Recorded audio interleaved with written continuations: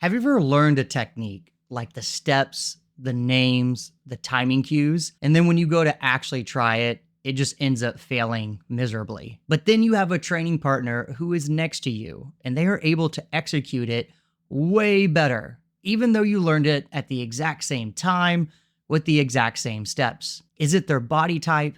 Is it their strength? Is it their size that makes any difference? Usually, it's none of those things. It's most likely the habits and patterns they have created for their jiu-jitsu. So if this is happening to you, it's because you're probably treating jiu-jitsu like a library. You are collecting and studying the technique blueprints, the steps, but you aren't doing the actual construction part yet. Today, I'm going to show you why you might be throwing away a perfectly good technique and how to finally move past that blueprint phase into a deeper level of skill development. When a student starts their jiu-jitsu journey, they develop what I call technique thinking. And that's normal, and it's not 100% wrong. This is knowing the names of the moves, the 1, 2, 3 steps, and the general idea of when to do it. Essentially, it's the blueprint of the technique. Then they hope they can escape a 200-pound plus man who's on top of them. And then when that doesn't work, they'll say, well, this move is no good, and they just throw it out completely and look for something better. Studying the blueprint in the beginning is often enough to have success against other beginners or if they've never seen that move before. But once you start training with more skilled people, just knowing the blueprint isn't going to be enough. You have to actually start construction, and that's when you start to look a bit deeper. Now, to explain what looking deeper means, I like to use what we call the iceberg effect. So imagine that you're standing in front of an iceberg, and what you notice right away is what you can see above the waterline. That is the technique name and the steps, the blueprint. But the majority of what makes an iceberg, its mass and its stability and its power, is actually below the surface. The part you don't see right away is your habits and patterns when you're using this technique. It's the actual construction materials that you'll use. And you tend to not notice these until you take the time to look below the actual surface. In jiu-jitsu, a habit is just a behavior that is repeated so often that it becomes subconscious. You don't have to think about it. Your body just does it automatically. An example could be where you place your frames when you're on the bottom of the side mount. If you automatically gain inside position and get on your side without thinking, then that's probably a good habit. A pattern is just a sequence of those habits. It's how you link those automatic behaviors together to create the result. Let's say you have the habit of framing in the same spot, or you have the habit of shrimping a certain amount. When you link those together in a timely manner to recover your guard, you create a pattern for how you escape. Usually the reason a technique fails isn't because the steps in the blueprint were wrong. It's because you haven't developed the habits and patterns yet to support those steps. The key thing here is to understand that both the steps of the technique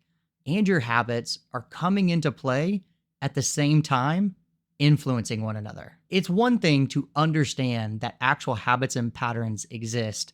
It's another thing entirely to identify your specific ones. It's hard to look at your own foundation sometimes when you're standing right on top of it. Most students struggle because they don't actually know which habits are holding up their game and which ones are just decorative. So to help you get a better look, check out my free Jiu-Jitsu game plan generator.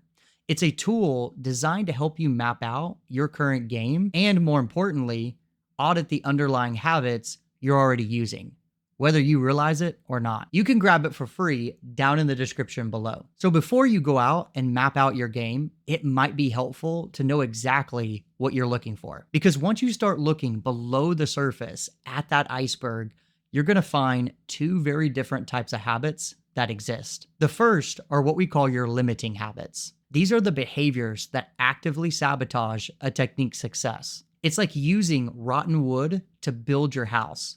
You can have the best blueprint in the world, but if the wood is rotten, the house is going to fall apart. Let's say you have the limiting habits of keeping a flat back while you're playing guard. If you stay flat for too long, almost every guard retention strategy will fail against a good opponent. The moves didn't necessarily fail you. Your limiting habits of being too flat sabotaged your success. Second are your supporting habits. These are the behaviors that make most of your techniques successful or at least stronger. Think of it like adding rebar to your concrete. If you have a habit of always gaining inside position with your elbows and your knees, suddenly every escape attempt you try becomes at least 50% more effective. You aren't just practicing the steps faster, you're providing a stronger foundation to the steps you already know. Let me know down in the comments below, what is your biggest limiting habit that you would like to change right now? Once you've got it, share it in the comments. So how can we actually take all this information and do something productive with it? First, you have to make the conscious decision to switch from technique thinking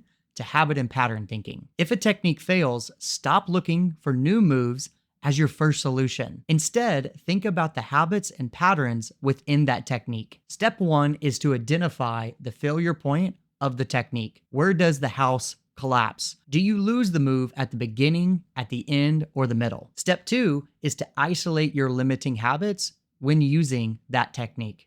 So ask yourself, what am I doing or not doing that's allowing my opponent to stop me? Usually it has something to do with letting go of the sleeve too early, or I'm not moving my hips enough. Step number 3 is to develop or strengthening the supporting habits around your technique. Instead of practicing the same steps over and over, pick a habit to focus on while doing these steps. Even better, if you can start to fix a limiting habit by turning it into a supporting habit. Will this take longer than watching a 5-minute YouTube video? Yes. Will you fail multiple times before it becomes a supporting habit? Yes, but it's well worth it. I tell my upper belts, as you get more advanced, you don't need more blueprints. You need better construction on the blueprints you already have. A purple belt and a blue belt might know the exact same steps for an arm lock, but that purple belt has better habits around maybe timing or controlling the limbs. They aren't doing a different move, their construction is just further along. The reason the shift in this thinking is so powerful is how it allows you to leverage what we call the network effect. If you focus only on technique thinking, you will typically get better at one thing at a time. If you learn a new sweep, you may improve your sweeping knowledge. But if you focus on habit and pattern thinking, like gaining inside position, that habit networks across your entire game, causing a ripple effect. If you can focus on gaining inside position when using a shrimp escape from side control, you are actually making your standing game better, because establishing inside position is also very important to do from the standing position in many other areas. You are training across multiple areas of jiu-jitsu simultaneously. You are not just building one house, you're upgrading the whole infrastructure. Jiu-jitsu is far too complex to spend your time guessing. You can spend the next 5 years technique hopping, collecting thousands of blueprints, and hoping the construction you do is enough. Or you can stop guessing and start following a more proven process. This shift from technique thinking to habit and pattern thinking is exactly why I created my Jiu-Jitsu Accelerator program. So we stop focusing on more moves and start focusing on what you already know. So I work with you to look below that surface and identify exactly which habits are limiting your progress, and then which supporting habits we need to prioritize first. So instead of assuming why something is failing, you're actually following a structured diagnostic process.